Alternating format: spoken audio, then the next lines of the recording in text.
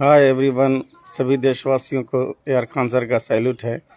तो कहा जाता है एक शेर के साथ कि कितने बदल गए हैं वो हालात की तरह, और जब भी मिले हैं पहली मुलाकात की तरह, और हम क्या किसी के हुस्न का सदका उतारते, एक ज़िंदगी मिली भी तो खैरात की तरह।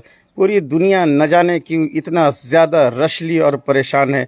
ये कैसा अपडेट हो गया है, ये पूरी दुनिया बदलती जा रही है। और क्या जो लोग पुराने ज़माने के रीति रिवाज में डूबे हुए हैं, वही रीति रिवाज जो आज 100 सालों से चला आ रहा है, क्या उसी ज़माने में हम लोग ज़िंदगी बिताएंगे? क्या हम लोगों को चेंज करना चाहिए? We should have to change according to situation, we should have to change time to time.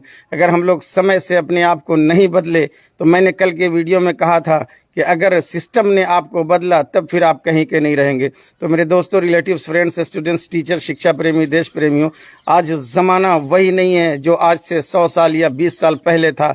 आज आप देखते जा रहे हैं पूरा फैशन का दौर चलता जा रहा है, और ज़्यादातर लोग बदलते जा रहे हैं। लेकिन हमें वैसे फैशन के दौर में नहीं बदलना है। हमें अपना यूनिफॉर्म नहीं बदलना है, हमें अपना फॉर्म बदलना है, हमें अपना टैलेंट बदलना है, हमें अपने एजुकेशन को एडवांस करना है। अगर हम लोग उसी सिचुएशन में रहे, उसी स्थिति में रहे, तो वो ज़माना था जो चला गया। कल बायोमेट्रिक ठप्पा लगाने वाले लोगों की भी ज़िंदगी कट जाती थी। लेकिन आज ऐसा ज़माना आ जा रहा है कि पंक्तियां आप लगाए रख के और वेटिंग करते रहेंगे। आप देख रहे हैं कि एक सिचुएशन, जब SIR का माहौल चल रहा है, तो SIR में ऐसे ऐसे लोग हैं, और पहले का जितना भी जिनका नाम है वो सब सारा गड़बड़ गड़बड़ मिल रहा है।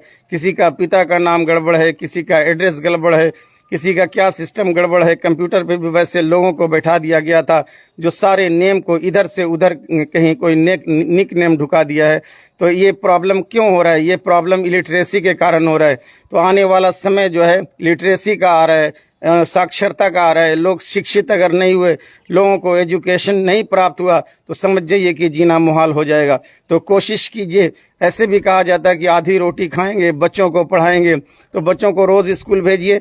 और सिर्फ पेरेंट्स को ये नहीं चाहिए कि सिर्फ टीचर्स को शिकायत करें, पेरेंट्स खुद से जो है बच्चों को लेकर के बैठें, बच्चों को देखें, उसके होमवर्क को देखें, क्लास वर्क को देखें, और जितना उनको आता है हो सके वो करें। अगर मान लीजिए उनसे होमवर्क क्लास वर्क नहीं बन रहा है, इंग्लिश मीडियम की बुक्स है और परेशानी हो रही है, तो कम से कम बच्चों के बीच में आपको बैठना है। बच्चों को पता चलना चाहिए कि मेरे पेरेंट्स, मेरे माता पिता जो है बच्चों के बीच में बैठ रहे हैं।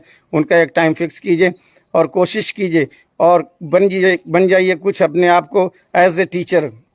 अगर आपको नहीं भी आ रहा है होमवर्क क्लास वर्क बच्चे का, तो भी आपको बैठना है रूटीनली। इससे क्या होगा कि बच्चे की आदत हो जाएगी, बच्चे की प्रैक्टिस हो जाएगी। प्रैक्टिस मेक्स मैन परफेक्ट होता है, और perfect practice makes man perfect होता है। भाई प्रैक्टिस किसी चीज़ की भी हो सकती है, किसी की इंटॉक्सिकेशन नशे की भी जो आदत हो सकती है, वो भी प्रैक्टिस है, वो भी आदत है।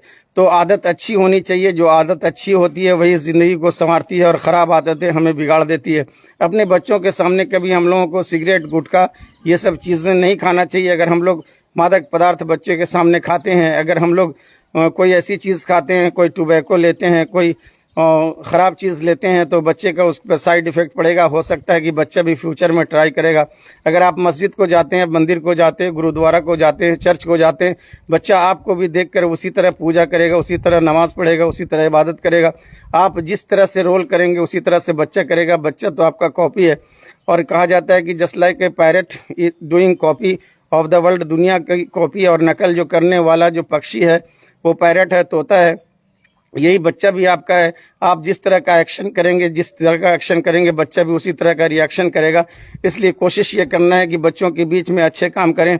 बच्चों के बीच में जो है फैमिली में कभी जो है टेंशन नहीं होना चाहिए। आप अगर लड़ाई झगड़ा करते हैं बच्चों के बीच में, तो बच्चे भी उसी मनोवृत्ति को सीखेंगे। बच्चों के बीच में अगर गालियाँ देते हैं, गुस्सा करते हैं, रिब्यूक करते हैं और एक दूसरे को डांटते हैं, तो निश्चित है कि बच्चे का उस पर साइड इफेक्ट पड़ेगा।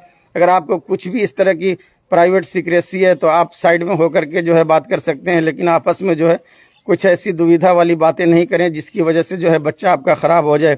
क्योंकि बच्चा आपका कॉपी कर रहा है। टीचर से भी ज़्यादा बच्चे घर में सीखते हैं, अपने पेरेंट्स से सीखते हैं। बोला जाता है कि students childrens first school is their home, उनका अपना घर ही पहला स्कूल होता है। सभी देशवासियों से ये कहना है कि ज़्यादा से ज़्यादा कोशिश करना है कि पेरेंट्स अपने बच्चे को एजुकेट करें, उन्हें अच्छी अच्छी बात बताएं, महापुरुषों का एग्जाम्पल दें, और कुछ किताबों से लेकर के बातें सिखाएं, सिद्धांत सिखाएं, बैठना सिखाएं, उठना सिखाएं, उन्हें डिसिप्लिन सिखाएं, उनको लैंग्वेज सिखाएं। घर में जो गांव की जो भाषा है, देहाती भाषा का ज़्यादा उपयोग न करें, क्योंकि बच्चे भी फिर उसी तरह र्यूडली बोलेंगे।